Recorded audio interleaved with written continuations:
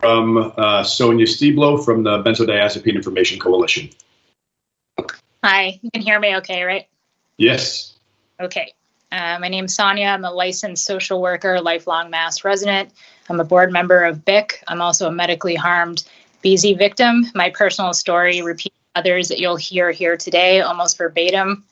I want to provide big picture context for the following testimonies. The harm these people have experienced is the result of their central nervous systems adapting to their long-term medications in ways that are not yet fully understood, even by the Massachusetts Medical Society.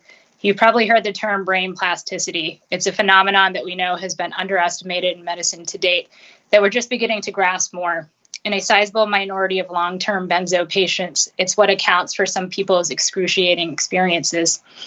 Large segments of long-term patients experience the following: backfiring loss of efficacy, additional problems once on, psychiatric and physical, painstakingly long tapers, sometimes years, and or euphemistically termed protracted withdrawal syndromes that can last for years after stopping these drugs, such as I experienced.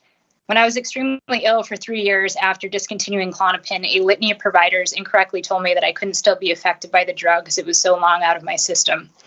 Part of this medically created epidemic is that its problems are often insidious to providers and patients alike, and people can easily misinterpret their problems as underlying states. As you'll hear, these effects are torturous, disabling, and too often life-ending. In a power imbalance, victims have been harmed and delegitimized by systems that are supposed to aid them. It doesn't help that populations commonly prescribed these drugs are elderly, so-called psych patients, or women 2 to 1. We are literally here speaking truth to power today. I'll add that the National Association of Social Workers, Massachusetts chapter, and Mental Health Legal Advisors Committee endorsed the benzo bill. Do you think that old guard professionals are going to overnight admit or see that such harm has been perpetrated on their watch? Past oppositional testimony has alleged that people experiencing problems usually abuse their prescriptions, that following tapering protocols is enough to prevent harm, and adequate pharmacological help is available for the small number of withdrawal syndrome patients. None of this is accurate. It's time for a favorable pass. This is the benzo bill's 4th session. Many committee members are new. Gratefully, last session, the bill was reported out before the pandemic. Grassroots efforts can't be sustained much longer by unpaid citizens simultaneously trying to rebuild their lives. In 1979, Senator Ted Kennedy held a subcommittee hearing on the dangers of benzodiazepines. The committee ultimately recommended labeling for short-term use, like what we're asking for. Those recommendations were never followed through.